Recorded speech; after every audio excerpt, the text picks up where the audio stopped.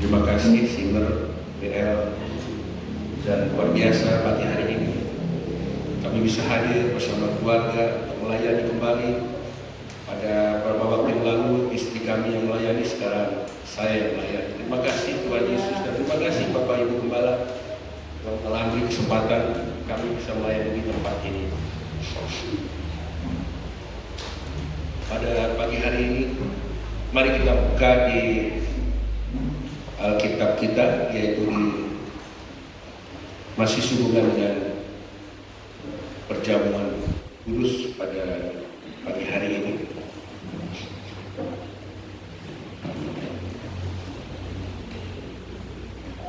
Matius 26 ayat 28. Matius,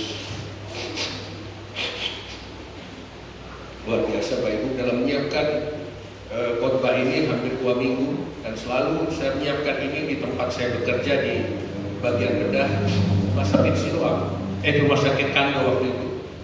Saya selalu menangis, saya menangis, saya tidak tahu apa sebabnya, dan saya menjadi cengeng untuk firman Tuhan ini. Matius 26 ayat 28. Mari kita bangkit berdiri, kita menghormati firman Tuhan, kita bicara, kita baca bersama-sama.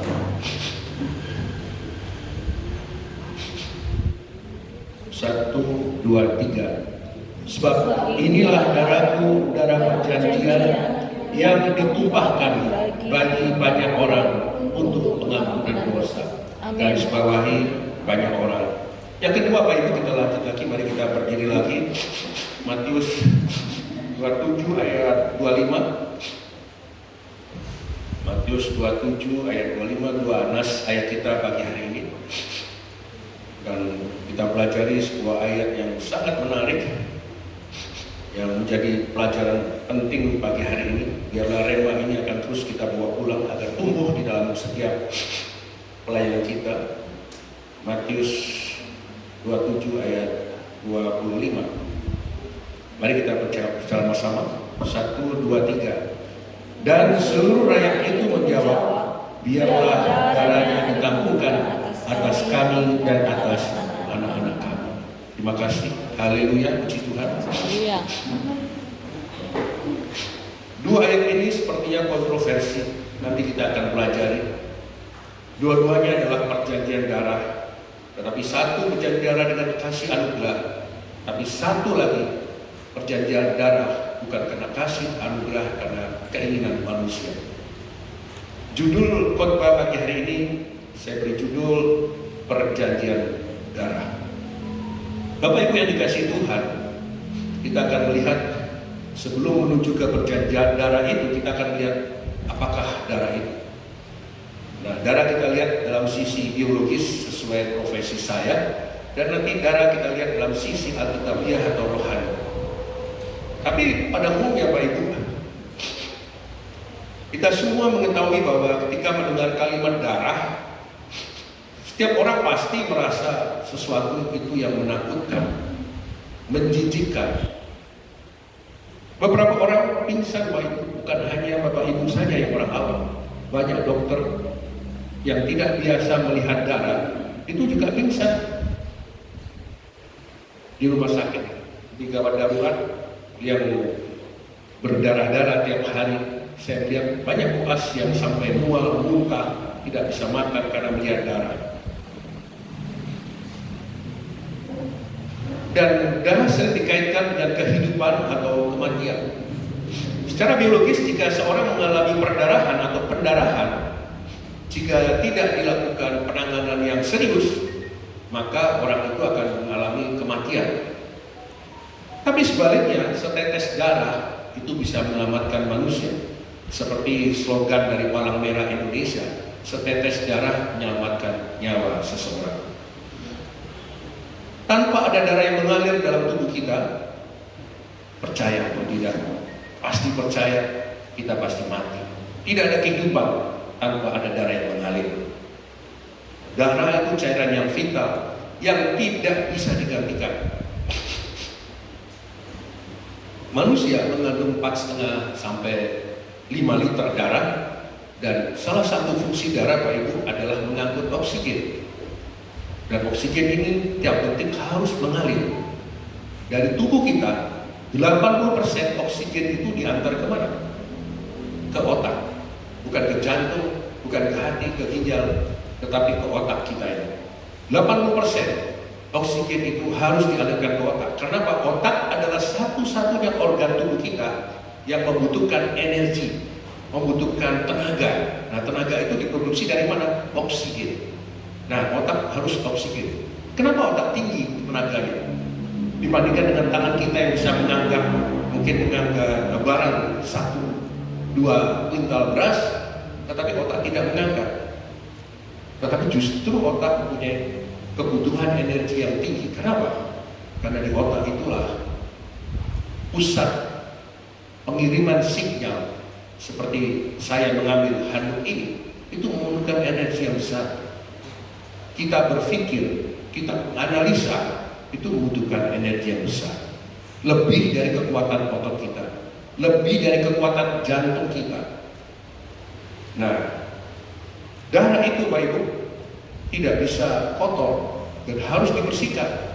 Nah, pembersihnya adalah hati sebagai penyaring kita, penyaring darah. Dan yang kedua, pencuci darah adalah, mohon maaf,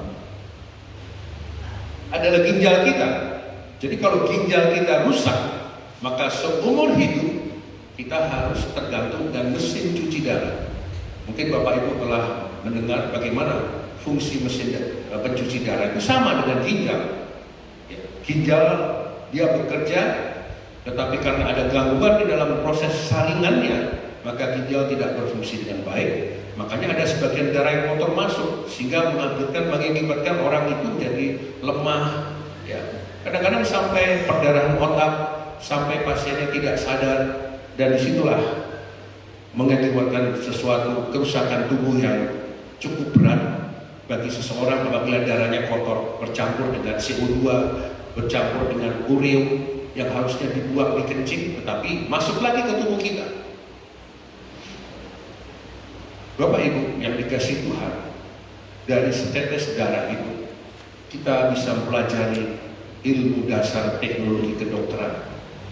Dari setetes darah itu kita bisa merubah suatu terapi penanganan sebuah penyakit. Dari setetes darah itu seseorang bisa memperoleh gelar doktor, profesor, sampai hadiah Nobel. Hadiah Nobel itu adalah hadiah karya ilmiah terbesar di dunia. Kenapa? Di darah itu banyak proses, banyak protein, tanda dalam kehidupan. Mungkin sekarang ditemukan sekitar sekian juta protein, tetapi masih banyak protein yang belum diketemukan. Tuhan masih menyembunyikan dengan hikmatnya agar manusia terus belajar. Darah juga mengandung DNA. Dan nanti pasti Pak Ibu bertanya bagaimana darah Yesus. Nanti saya akan jelaskan. Darah Yesus sama? Tidak. Darah Yesus darah yang ajaib, darah yang penuh mukjizat, darah yang sangat unik. Nanti saya akan jelaskan. Darah juga kadang-kadang menjadi lambang patriotisme kita. Di lagu kebangsaan kita ada mengatakan Indonesia tumpah darah, atau lagunya Gomdo itu Indonesia merah darah. Bendera merah putih kita merah adalah lambang darah, lambang keberanian. Jadi Bapak Ibu, kalau kita lihat dalam sisi kehidupan sehari-hari, darah itu penting sekali. Lambang kehidupan, lambang patriotisme. Tetapi mari kita sekarang berpindah sedikit ke dalam sisi Alkitabiah. Jemaatnya dikasih Tuhan darah, atau dalam bahasa Ibrani disebut sebagai dam, atau bahasa Yunani disebut metonimia. Di Alkitab darah adalah lambang dari nyawa atau kehidupan, dan dipakai sebagai alat ritual penyucian dosa, ritual untuk penebusan dosa. Dalam Perjanjian Lama darah dianggap sebagai tempat kehidupan, dan oleh karena itu darah karena sebagai tempat kehidupan adalah masuk akal. Tuhan melarang untuk mengkonsumsi darah apapun dalam bentuk apapun. Oleh karena itu dengan keras Tuhan akan melarang pada perjanjian Perjanjian Lama di Imamat 3:17 Ulangan 12:23, karena darah sama dengan nyawa, darah sama dengan kehidupan. Tuhan sekali-sekali jangan coba-coba memakan darah. Tuhan akan menuntut.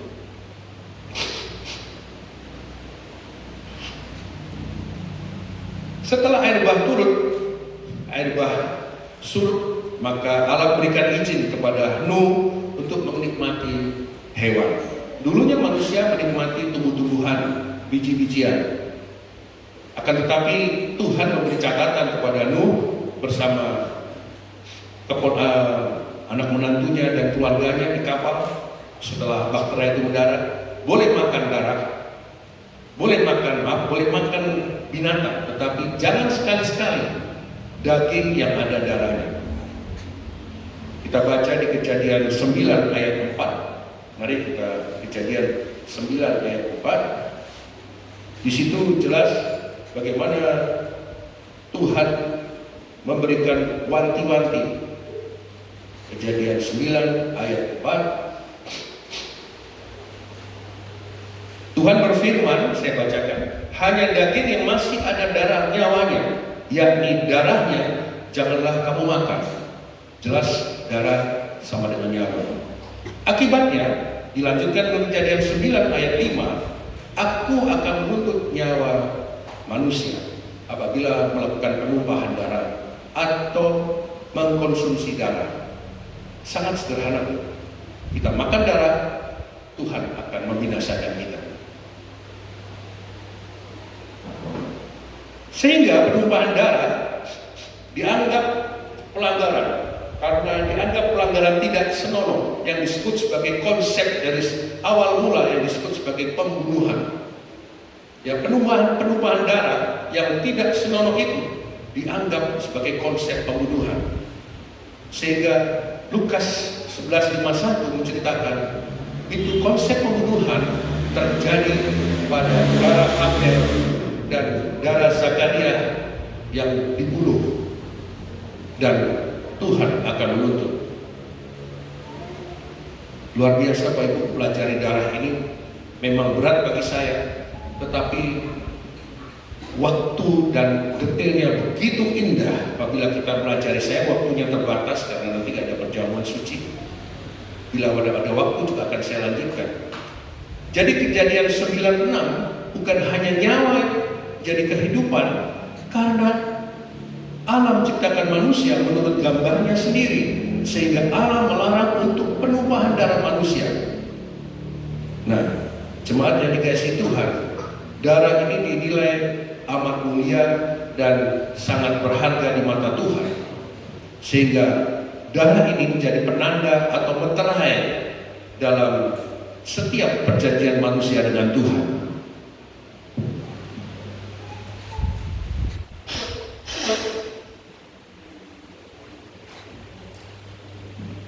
Mohon maaf. Dalam perjanjian darah yang pertama, yaitu di Sinai, Keluaran 24 ayat 8. Mari kita lihat di Kejadian Keluaran 24 ayat 8, di mana di situ dimulailah perjanjian darah, pemeteraian dengan menggunakan darah oleh Musa dengan Tuhan. Kita bisa nikmati di Keluaran 24 ayat 8. Saya akan baca. Keluaran 24 ayat 8. Kemudian Musa mengambil darah itu dan menyiramkannya pada bangsa itu, serta berkata, inilah darah perjanjian yang diadakan Tuhan dengan kamu berdasarkan segala firman ini. Maka pada saat itu dimulailah perjanjian Tuhan, aturan-aturan Tuhan di kitab Pentateuch, Imamat, Bilangan, semuanya di situ perjanjian darah sudah dilakukan. Sekalipun bangsa Israel pun akhirnya gagal menepati janji darah itu. Dosa hukum Taurat terus membayangi mereka. Perjanjian dengan menggunakan darah binatang harus dilakukan berulang kali, karena manusia, bangsa Israel berulang kali melakukan dosa, berulang kali melakukan pelanggaran. Sehingga dengan singkat waktunya, maka kita sampai pada perjanjian darah kedua atau darah yang baru. Allah mengikat perjanjian dengan manusia dengan penebusan darah anak domba yang nanti kita akan lakukan dengan menikmati roti dan anggur sebagai lambang atau figuratif dari daging dan darah Tuhan Yesus. Bapak Ibu yang dikasihi Tuhan, darah anak domba yaitu darah Yesus, darah yang tercurah itu di kayu salib sekali untuk selama-lamanya. Berbeda dengan darah yang sebelumnya di perjanjian lama berulang kali dicurahkan, tapi ini adalah darah sekali dicurahkan. Dan jemaat yang dikasihi Tuhan Yesus, dalam proses penyaliban Tuhan Yesus ada sesuatu yang menarik untuk kita renungkan, untuk kita bahas, untuk kita pelajari dalam setiap kita menikmati kasih karunia perjamuan, yaitu darah perjanjian darah penebusan yang kedua tidak dapat dilakukan tanpa kasih karunia. Jika hanya kehendak manusia, maka yang timbul adalah konsep pembunuhan, konsep pembunuhan yang dikutuk oleh Tuhan. Oleh karena itu tadi kita baca Matius 27 ayat 25. Saya baca kembali, saya ulangi, Bapak Ibu tidak usah baca. Matius 27 25. Dan seluruh rakyat itu menjawab, biarlah darahnya ditangguhkan atas kami dan atas anak-anak kami. Satu keturunan bangsa Israel akan menanggung darah itu. Terbalik Bapak Ibu. Harusnya darah itu yang akan menanggung bangsa Israel, tetapi dengan pongahnya, dengan rasa kebencian untuk membunuh Tuhan Yesus, maka darah itu akan ditanggungkan ke mereka dan anak-anak mereka, keturunan banyak orang. Dan Tuhan akan membiarkan itu. Nanti kita akan lihat bagaimana kasih karunia itu berkaitan dengan keselamatan. Dan sejak saat itulah Bapak Ibu, sejak Matius 27:25 diperdengarkan, maka penumpahan darah untuk Yesus terjadi. Sejak dari rumah imam besar sepanjang jalan Via Dolorosa hingga Bukit Golgota, perjalanan yang menyakitkan. Yesus Bapak Ibu sebelum berangkat ke jalan salib, Yesus telah disiksa. Banyak daging-dagingnya terlepas, banyak darahnya sudah tercurah sejak dari rumah imam besar. Dan di dalam ilmu kedokteran, Yesus sudah mengalami shock hipovolemik, sudah kehabisan darah. Dan nanti Bapak Ibu akan melihat betapa ajaibnya Yesus bisa berjalan sampai ke tempat penyaliban. Itu bukan manusia biasa Bapak Ibu. Saya kadang-kadang menangis pada saat saya ke Israel yang terakhir. Ketika saya masuk di bawah di tempat penyiksaan Tuhan Yesus, dengan indera keenam saya langsung menangis. Saya tidak kuat. Di situ banyak orang-orang yang menangis berdoa, tapi saya keluar. Saya langsung keluar di tempat pagar itu. Saya memandang bangunan itu. Saya melihat ada kemuliaan yang besar. Dan saya sepanjang jalan itu Bapak Ibu, saya melihat begitu banyak darah Yesus tercurah. Saya tidak ceritakan kepada istri, tapi saya hanya duduk di luar saja, karena saya tidak kuat menahan tangisan saya di dalam rumah besar yang sekarang sudah dibangun sebuah gereja yang indah di Yerusalem. Dan saya sudah bisa bayangkan bagaimana kitab Yesaya 53 digenapi pada saat itu, di mana wajah Yesus bukan seperti wajah manusia lagi. Dan kitab itu ratusan tahun sebelum kejadian, Nabi Yesaya telah menubuatkan itu. Dalam ilmu kedokteran, hal itu tidak masuk akal secara akademis. Bagaimana orang yang sudah setengah mati bisa berjalan? Sehingga Simon Kirene juga dimintakan untuk membantu mengangkat salib. Tapi berapa kali Yesus jatuh, berapa kali Yesus jatuh bangun. Dan jalan Via Dolorosa tidak seperti yang sekarang Pak Ibu. Sekarang itu sudah semakin tinggi. Dulu itu sebuah pembangunan kota di zaman Yahudi, Yerusalem, pembangunannya itu ditumpuk. Jadi sekarang yang aslinya harusnya ada 12 meter di bawah jalan yang sekarang ini. Dan jalannya berlekuk-lekuk, naik turun sampai ke Bukit Golgota. Tidak mungkin manusia biasa bisa melakukan itu. Dalam kondisi syok kehabisan darah, menjelang kematiannya, namun dengan kekuatan surgawi, dia masih melakukan penyelamatan atas perampok yang ada di sebelah kanan dia. Siapa dia? Saya pelajari, dialah yang bernama Dismas. Di beberapa gereja ortodok, Dismas ini dianggap orang mulia yang diberkati Yesus. Kita lihat di Lukas 23 ayat 43. Mari saya akan bacakan Lukas 23:40. Ini adalah ayat favorit saya ketika saya pertama kali lahir baru. 23, Lukas 23.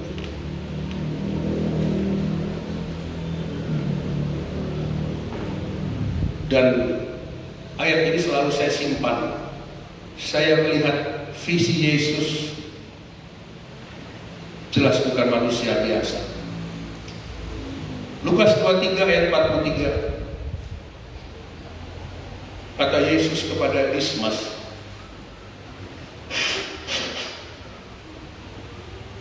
"Aku berkata kepadamu, sesungguhnya hari ini juga engkau akan ada bersama-sama dengan aku di dalam Firdaus." Haleluya.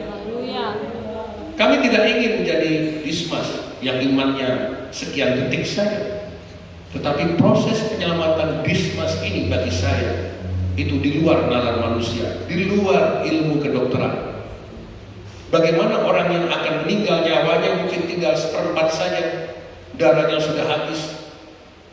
Bapak Ibu, nanti kita akan lihat pada saat dicucuk oleh tentara Romawi, itu air bukan air, itu sebenarnya plasma darah, sisa-sisa darah. Karena darah merahnya sudah habis di sepanjang rumah Kayafas sampai di jalan Golgota itu. Darah Yesus terlebar di situ, dan sisanya dari salib itu akan jatuh perlahan-lahan menyusuri kayu salib sampai ke tanah.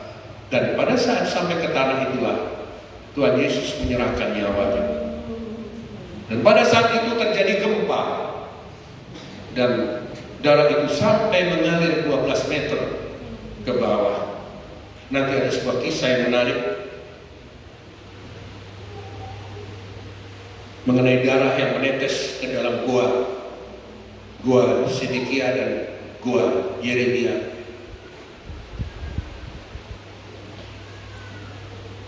Dan disitulah makin hari saya semakin yakin Yesus bukan manusia biasa. Amin. Haleluya. Yesus adalah manusia surga. Bagaimana dengan orang Israel yang berseru-seru salibkan Yesus tadi? Di Matius 27-25 tadi Pak Ibu, yang mengatakan akan menanggung darah Yesus, dan Tuhan menganggap itu tidak senonoh, dianggap suatu proses pembunuhan. Allah akan menuntut mereka. Dan benar, bangsa Israel tahun 70 Masehi dicerai-beraikan oleh Raja Titus dari Romawi. Yerusalem dihancurkan, dilululantakkan, semua keturunannya dihabiskan. Bait suci tabernakel hanya tersisa sepenggal yang sekarang masih ada di tembok barat atau tembok ratapan. Itu pun sebenarnya batas luar dari tabernakel, tapi tabernakelnya sudah habis sama sekali. Dan itu dialami terus penyiksaan-penyiksaan oleh bangsa Israel akibat Allah telah menuntut Dan tahun 48 bangsa Israel pelan-pelan dipulihkan sesuai janji Abraham. Sehingga tahun-tahun itu bangsa Israel kembali ke Yerusalem dari seluruh pelosok dunia. Bapak Ibu yang dikasihi Tuhan, darah Yesus yang begitu mahal, seperti lagu tadi di 1 Petrus 1 ayat 18, itu mampu mengubah cara hidup kita. Darah Yesus yang ajaib itu adalah darah yang kudus. Kenapa? Darah yang berasal dari manusia surga. Dari 1 Korintus 15 ayat 47 dan Yohanes 8 ayat 23. Yohanes 8:23 akan saya bacakan. Yohanes 8 ayat 23. Lalu ia berkata kepada mereka, kamu berasal dari bawah, aku dari atas. Kamu dari dunia ini, aku bukan dari dunia ini. Haleluya. Darah Yesus adalah darah dari manusia surga. Dari anak yang kudus di Lukas 1:35, Matius 1:20. Nanti Bapak bisa, Ibu bisa baca sendiri. Karena tidak mungkin saya baca karena waktu. Dan Efesus 1:7, darah yang menebus dosa. Roma 3:25, darah itu yang mampu melakukan pendamaian sampai lunas hari ini. Baik, seperti yang saya janjikan tadi, bagaimana dengan darah Yesus? Kita lihat secara akademis, secara biologis.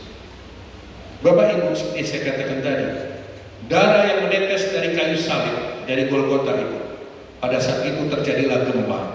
Sehingga darah itu jatuh di antara pertemuan dua gua Sedekia dengan dua gua Yeremia. Dan itu diketemukan pada tahun 82 oleh Profesor Ron Yates dari Tennessee, Amerika. Dia melakukan penggalian bersama dua anaknya. Sekalipun ini masih kontroversi, tetapi pemerintah Israel tidak menutup ini. Karena sebagian besar, menurut Profesor Ron, pada tahun 99 sebelum dia meninggal, semua benda-benda kemah suci yang diketemukan di gua itu sudah diserahkan ke pemerintah Israel. Padahal masih banyak kontroversi di mana tabut suci ini ada. Ternyata pada saat itu bulan Januari 82 tahun 1982,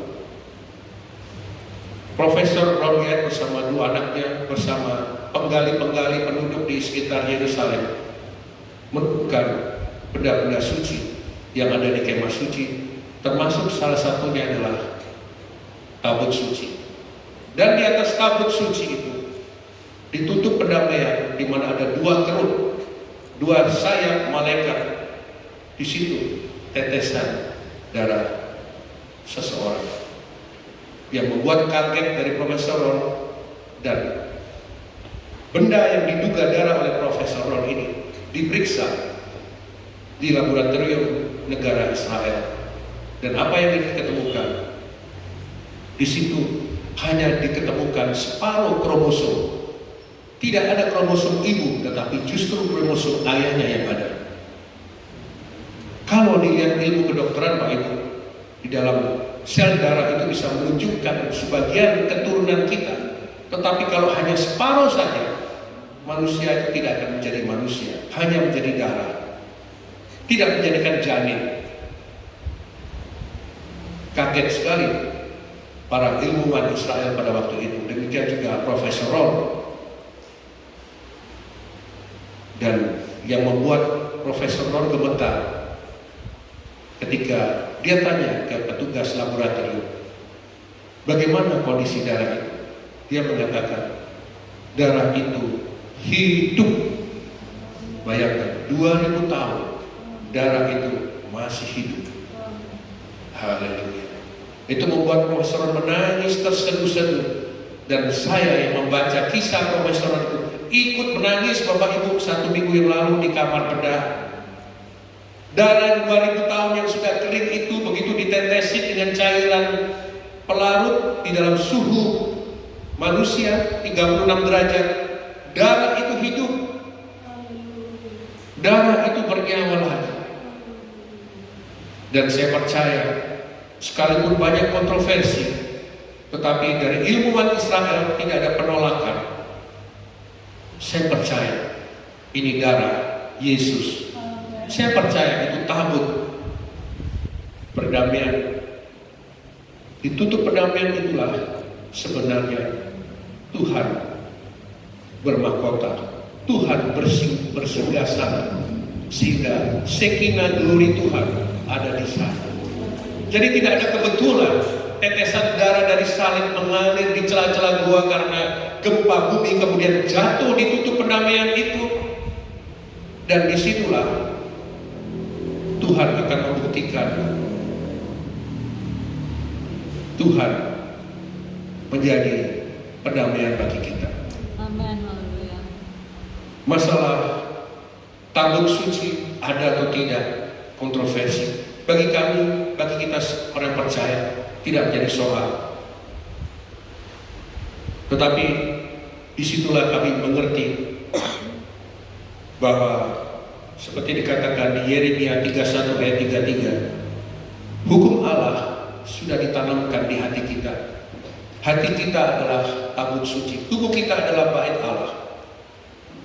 Jadi kalau saat ini kami melihat dengan mata kepala saya sendiri dengan istri itu di Israel, mereka telah membangun lagi tabernakel ketiga. Mereka akan membangun lagi, tapi bagi kami itu bukan urusan kekristenan lagi, urusan mereka yang masih belum percaya dengan Mesias. Tapi kita yang sudah percaya dengan Mesias, Tuhan Yesus ada di kita. Tuhan Yesus telah membangun bait Allah kita yang kudus. Dan itulah bentuk bagaimana ada dan tidaknya tabut suci bukan menjadi masalah penting bagi kita sekalian. Yeremia 3 ayat 16, tabut suci tidak perlu lagi, tidak bisa dicari-cari lagi. Biarlah itu sudah lewat, karena kita tidak lagi beribadah berdasarkan Taurat Musa. Tuhan telah menanamkan hukum Allah di hati pikiran kita. Perjanjian baru, perjanjian darah itu tidak hanya menebus dosa seperti lagu tadi. Ada 3 berkat, sebenarnya 7, tapi saya fokus ada 3 berkat pada pagi hari ini. Yang pertama, pengampunan dosa, Ibrani 8:12. Persekutuan intim dengan Tuhan, intimasi dengan Tuhan. Tidak ada barrier lagi, tidak ada pemisah lagi dengan Tuhan, Ibrani 8 ayat 11. Dan yang terakhir, Tuhan bekerja di dalam hidup manusia, Ibrani 8 ayat 10. Dengan kasih Tuhan itulah, Bapak Ibu, Tuhan telah menjadikan kita bait Allahnya yang kudus. Kudus disebut kades atau spare part, dipisahkan. Dengan darah Yesus kita dipisahkan mana yang kudus dan mana yang tidak kudus. Efesus 2 ayat 3, kita menjadi dekat karena darah Kristus. Jadi akhir dari khotbah saya ini, mari imam musik naik ke depan. Kabar baiknya adalah perjanjian darah itu menjadikan kita orang-orang yang percaya memperoleh kasih karunia menjadi bait Allah yang kudus. Mari Bapak Ibu, dengan firman ini kita terus menjaga kekudusan kita, karena Allah adalah kudus. Hubungan dengan Allah, hubungan antara roh dan kekudusan.